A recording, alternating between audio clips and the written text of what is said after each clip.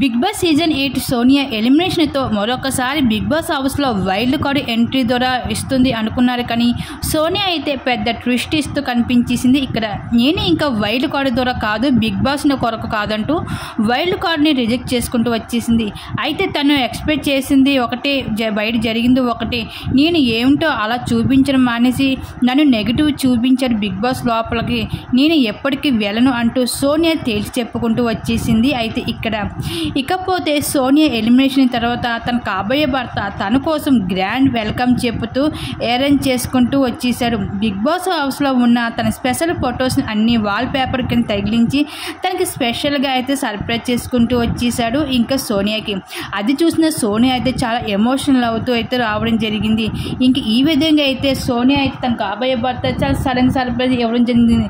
వాటికి సంబంధించిన ఫొటోస్ అయితే నెట్టింట్లో వైరల్గా మారుతున్నాయి. ఆ ఫొటోస్ ఇప్పుడు మా వీడియో మీరు చూసేయండి.